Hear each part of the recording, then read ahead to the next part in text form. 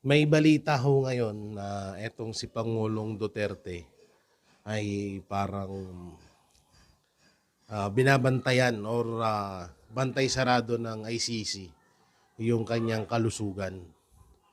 At kamakailan lang din may mga nababalitaan tayo na medyo at alam naman din natin na itong si Pangulong Duterte ay may kaedaran na, nasa 80 plus na at alam naman na natin kasunod niyan, mahina na ang katawan niyan, 'di ba?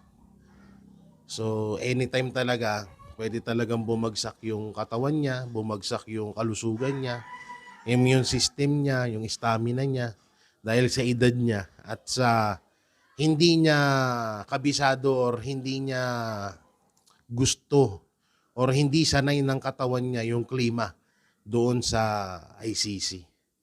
Tangina nyo, sa oras na may mangyari kay Pangulong Duterte. Tangina, sabi ko sa inyo, dila nyo lang ang walang magiging latay. Lahat ng yan pagbabayaran nyo. Itagaan nyo yan sa bato. Di sana, kung nandito sa Pilipinas si Pangulong Duterte, tawag dito, naaalagaan at nakakapag-exercise pa yan. Pero dahil nandun yan, iba yung klima doon, hindi nakakalabas, at baka nga mamaya nilalason pa yan. Alam naman na natin na mga kampon ng demonyo yung mga nandoon sa ICC. So hindi natin namomonitor kung ano yung ginagawa sa kanya doon, yung gamot, yung tawag dito, yung mga pinapainom sa kanya, pinapakain sa kanya. Baka mamaya nilalason na siya doon. So tiis lang tayo ha, tiis lang. At sisingilin din natin silang lahat sa mga pinaggagawa nila sa inyo, nila Pastor Apollo Kibuloy, ikaw, at kay BP Sara. Sisingilin natin, maniningil din tayo bandang huli. Kaya mas doblehin pa natin yung panalangin na tumagal pa etong si Pangulong Duterte.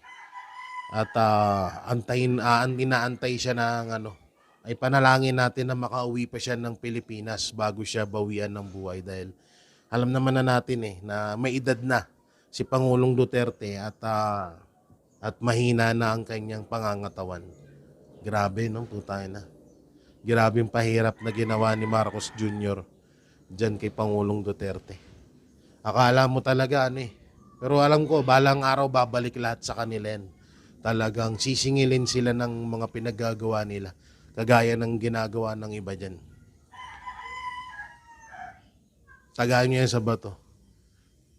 Mangyayari't